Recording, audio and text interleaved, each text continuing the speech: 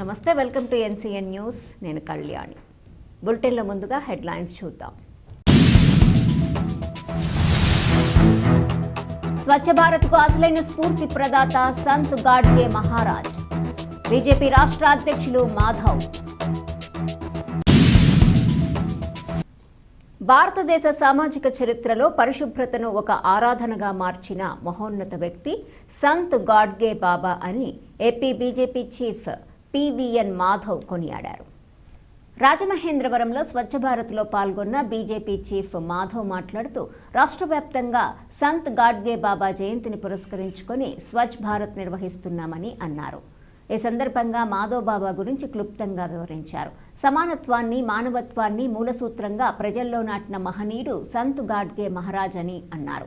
గాడ్గే బాబా ఏ గ్రామానికి వెళ్లినా ముందుగా ఒక చీపురు పట్టి వీధులను, మురికివాడలను శుభ్రం చేసేవారని, దేవుణ్ణి ఆలయంలో వెతకకండి, ముందుగా మీ గ్రామాన్ని శుభ్రం చేయండి అని ఆయన బోధించేవారన్నారు. గ్రామాల్లో అపరిశుభ్రతను రూపుమాపేందుకు ఆయన ప్రారంభించిన చీపురు దండు ఉద్యమం నేటి స్వచ్ఛ భారత్ మిషన్కు పునాది వంటిదన్నారు. ఆయన తన భిక్షాటన ద్వారా సేకరించిన ప్రతి పైసాను ప్రజా ప్రయోజనాలకే వెచ్చించి మహారాష్ట్ర వ్యాప్తంగా సుమారు 150 పాఠశాలలు, ధర్మశాలలు, ఆసుపత్రులు మరియు గోశాలలను నిర్మించారని తెలిపారు. గాడ్గే బాబా సేవలను చూసి డాక్టర్ బిఆర్ అంబేద్కర్ మరియు మహాత్మా గాంధీ వంటి నాయకులు ముగ్ధులయ్యారన్నారు. 1956 డిసెంబర్ 20న ఆయన భౌతికంగా దూరమైన ఆయన అందించిన జ్ఞానం మరియు ఆయన పట్టిన చీపురు నేటికి సమాజాన్ని శుభ్రపరుస్తూనే ఉన్నాయని బీజేపీ రాష్ట్ర అధ్యక్షులు మాధవ్ తెలియజేశారు.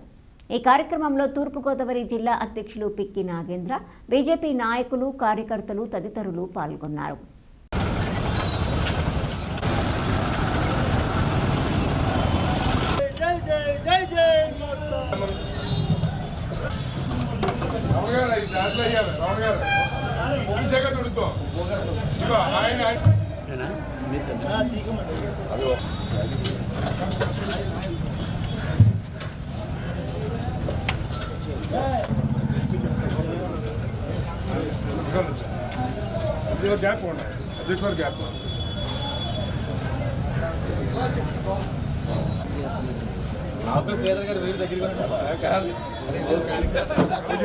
సాయి కొంచెం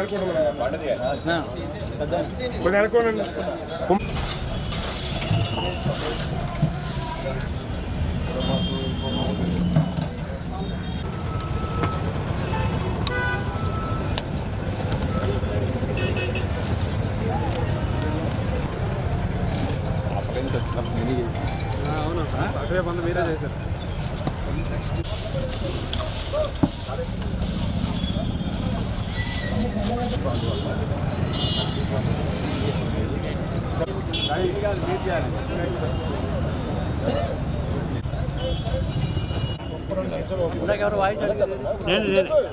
ఇవాళ మనం స్వచ్ఛ భారత్ కార్యక్రమాన్ని ఎందుకు చేసాం? జయంతి సందర్భంగా. ఆయనకి స్వచ్ఛ భారత్ కి సంబంధం ఏంటి? 150 సంవత్సరాల క్రితం ఆయన ప్రారంభించిన స్వచ్ఛ అభియాన్ అనే కార్యక్రమానికి సంత్ గాడ్గే బాబా ఆయన ఒక రజక కులంలో పుట్టిన వ్యక్తి. వాళ్ళ యొక్క కుల వృత్తి అందరినీ యొక్క ఏవైతే మలినాలు ఉంటాయో ఆ మలినాల్ని శుద్ధి చేసే గొప్ప కార్యక్రమం. కనుక రజక జాతి ఏదైతే గొప్ప కార్యక్రమం చేస్తుందో కనుక కేవలం వస్త్రాలని కాదు, మనసుల్ని, శరీరాన్ని, మొత్తం ప్రపంచాన్ని శుద్ధి చేసే గొప్ప కార్యక్రమం చేసే వ్యక్తులు కాబట్టి రజకులకి అత్యంత గౌరవం ఇవ్వాలి అని చెప్పి వాళ్ళు చేసే పని, వాళ్ళు చేసే వృత్తి, దానికి సంబంధించిన అంశాన్ని ప్రజలకి తెలియాలి అని చెప్పి గాడ్గే బాబా అన్ని చోట్లకెళ్ళి ఎక్కడికి వెళ్ళినా ప్రవచనం చెప్పేవాడు కాదు. కేవలం ఆ యొక్క ప్రాంతాన్ని, వాళ్ళ గ్రామాన్ని శుభ్రం చేసి మీ గ్రామాన్ని ఈ విధంగా ఉంచుకోవాలి అని చెప్పిన తర్వాత, మీ గ్రామం శుభ్రంగా ఉన్న తర్వాతే మీకు కూడా అర్హత ఉంటుంది ఏదైనా మాట్లాడడానికి. కనుక మనందరం కలిసి మన గ్రామాన్ని శుభ్రం చేసుకోవాలని ఒక మహో ఉద్యమాన్ని ఈ దేశంలో ఆయన ప్రారంభించడం జరిగింది.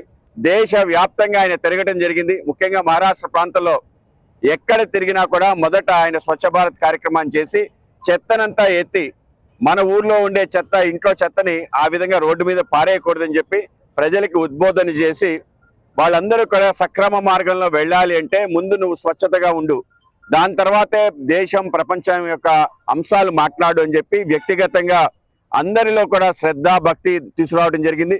నీ గ్రామం కానీ నీ రాష్ట్రం కానీ నీ దేశం కానీ బాగుండాలంటే ముందు నువ్వు బాగుండాలి, నువ్వు స్వచ్ఛత పాటించాలనే ఒక బోధ ఆయన చేయటం జరిగింది.